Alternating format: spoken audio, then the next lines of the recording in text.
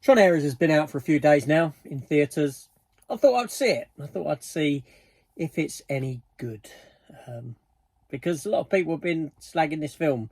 It's not been getting very good word of mouth. So let's find out my thoughts on it.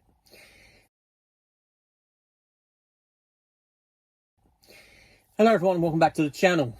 So Tron ARES comes as directed by Joaquin Roning. He brought things like one of the Pirates of the Caribbean films, among other stuff. So anyway, I'm not a big fan of Tron Legacy, and it's been 15 years since that previous Tron film. And we now have this new one, Tron ARES, which, to be honest, doesn't really have much to do with the previous Tron film or the Tron film prior to that.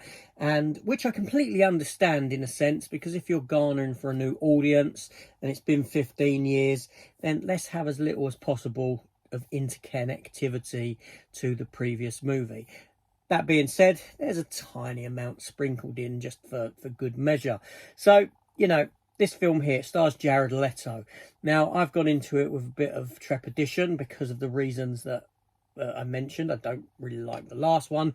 Jared Leto, I am not a fan of at all. He's not a pull for me into a movie. But here we have a movie that has been...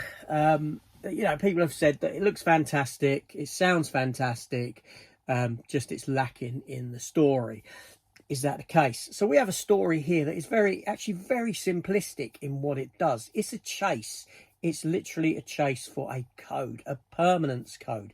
So we've got your two main enterprises. You've got Dillinger, which represents the red world of Tron, and you've got Encom, which represents the kind of blue world of Tron. And Evan Peters, who plays Dillinger, kind of like the new incarnation of Dillinger that's running this company. His mother run it before him. She's played by Gillian Anderson. And as we know, David Warner was this character in the very first Tron film. He pops up on a picture in the background. Obviously, David Warner's passed away, I believe. Anyway, so we have this chase for this code, a permanence code, because think of sort of 3D digital building. This is what this film is based around, the ability to bring things from that sort of Tron world into the real world, and they've developed a way of doing it, but only things won't last more than 29 minutes. They fall apart, they lose their degradation after that amount of time. And you've got these two companies vying for this code that will keep things permanent. Now obviously you've got Dillinger, who represents the bad, and Encom the good. So Encom's trying to do it to better the world, you know, drugs, all this sort of things, help people live longer, body parts, all that sort of thing. And Dillinger represents the kind of war side of things. And you've got the program within ARES, God of War. And this is what Dillinger's bringing into the real world for 29 minutes. And the character of ARES, this has happened to before and is happening to again. He's being brought in. And each time he comes in, he's kind of... his program's growing, shall we say. He's feeling things for the first time, like rain on his skin. He's curious. He's curious. But that programming, is it being broken? That's the question that lies therein with this movie. And, you know, you've got Kim, who leads Encom now. She does develop the permanence code, and Dillinger wants it. So he's bringing ARES into the real world to track her down to get that permanence code. Only the thing is, his programming, like I said, kind of starts to break in a sense, or does it grow? That's the question. Life and growing, that's what the theme of this movie is for the character of ARES, growth. Because while he's presented as the villain of the piece, that turns on its head as the film progresses, and he's actually the hero of the piece. And he's got a number two, essentially, a character called Athena. She's the big bad of the piece, essentially, who's the puppet for Dillinger, played by Evan Peters. So that's the primary story. So I'll be honest with you, I thoroughly enjoyed this film. I did, you know.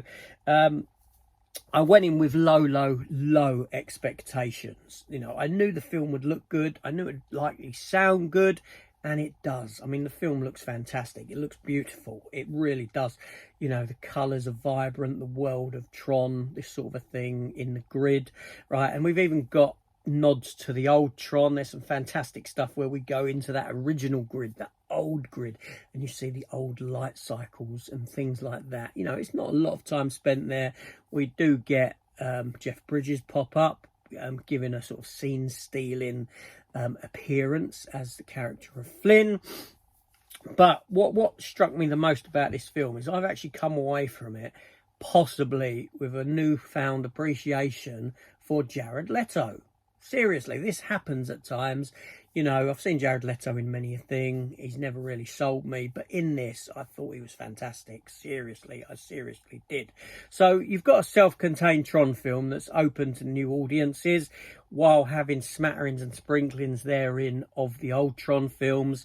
We don't really get no connection to that previous Tron film, apart from a few mentions and pictures on the wall of things that have gone on. But there is a tease at the very end of the movie. I won't say what it is. It's before the credits roll, of the potential of the coming together of this Tron movie and the previous one. Obviously, chances are this Tron movie won't make too much money, and it will never come to be, but the tease remains nonetheless.